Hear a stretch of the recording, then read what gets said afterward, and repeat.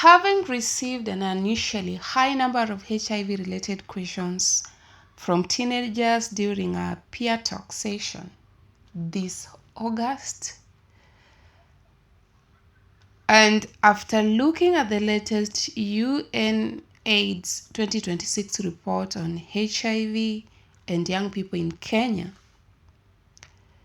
I began to realize that their questions were actually telling us something.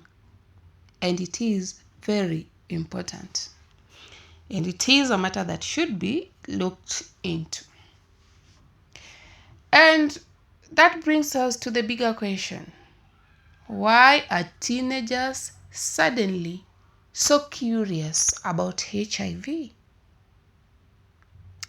If Kenya has had an HIV program for decades, why are young people still experiencing gaps in HIV knowledge, prevention, and sexual health services?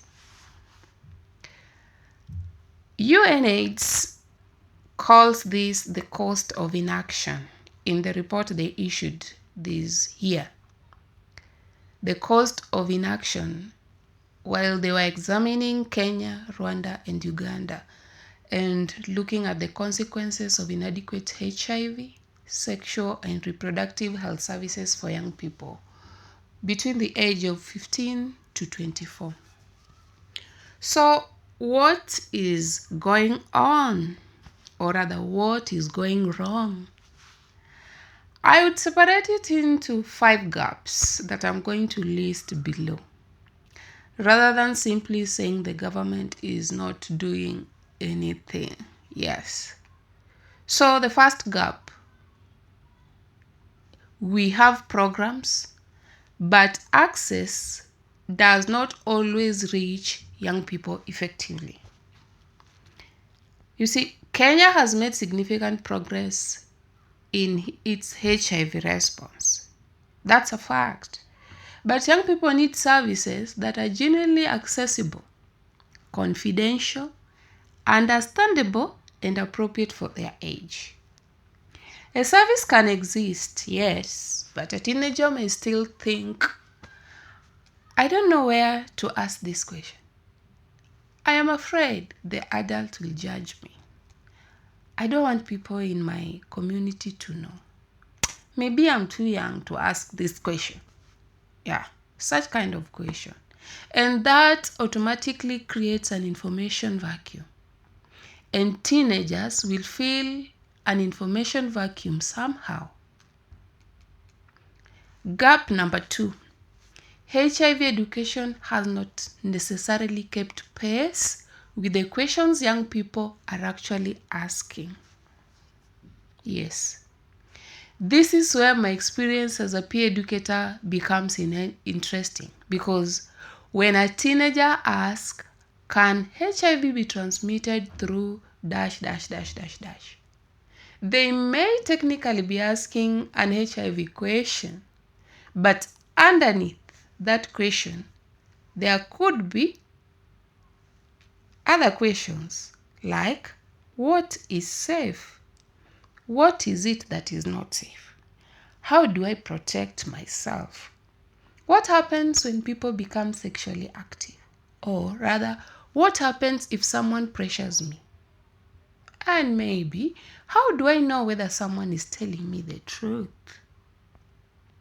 You see, UNAIDS recognizes that quality, comprehensive sexuality education can equip young people with the knowledge and skills to make informed health decisions.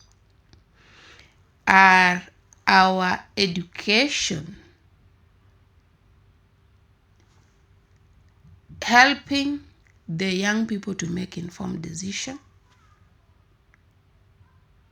That is the question. So if we teach HIV only as an isolated disease topic in most of the units in school, we may answer the surface question, yes, but still miss on the questions underneath. Gap number 3.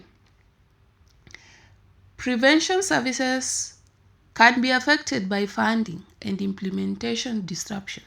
Remember last year, 2025? Yes. The US funding freeze, it disrupted programs. Yes. And even those targeting adolescents were affected. So we have historically relied heavily on external financial partners.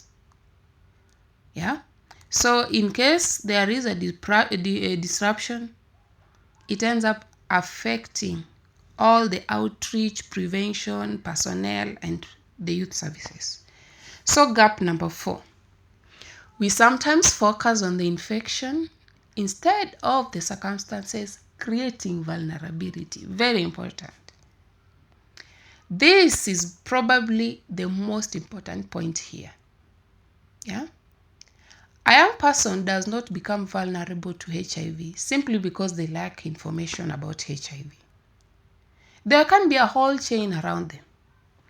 We may begin from peer pressure leading to relationships. Relationships bring power imbalance, coercion, misinformation, then lack of trusted adults who are there to guide, inadequate services in case of rape or something like that, risky circumstances arising from parties and pool parties, birthday parties, possible HIV exposure. You see, it is a chain from one to the other. And this chain is also affected by the vulnerability surrounding the teenager. So the vulnerability might result from GBV, violent partners, gender equality, early pregnancy, being married off to somebody with HIV and you're not informed, and difficulty accessing health services. I've spoken about it there. And that is why HIV education cannot operate in isolation. Yes. As a child protector, you cannot operate, you cannot give HIV education without talking about self-esteem, peer pressure, relationships, boundaries, and access to trusted adults. Like those, all of that should go hand in hand. You cannot choose HIV on its own and talk about it. So we sometimes focus on infection instead of focusing on vulnerabilities and the chain effect. Gap number 5. Young people need to be participants, not just recipients. We adults, we sit in the offices and simply sit there and decide this is what teenagers need to know. We should also ask teenagers, what are you worried about? What are your friends talking about? What information are you struggling to find? And what could make you comfortable asking for help? Because sometimes young people themselves can show us where the gaps are, but we are not seeing. So when those teenagers asked me all those HIV questions, I had to sit back and deeply analyze each and every question. In the process, I realized they were communicating something bigger. They were entering a stage where sexuality, relationships, attraction, consequences, and personal safety were becoming increasingly relevant for them. They need information. HIV may have simply been the safest or most socially acceptable door through which they could ask questions about a much bigger subject. They were telling us where the information gap is. And that is where I, as a peer educator, pay attention, because I believe in listening to the question behind the question. Because that's what I do. I listen to the question and underneath the question itself. So a teenager asking about HIV may not really be asking only about HIV. Sawa sawa wazazi? Yeah.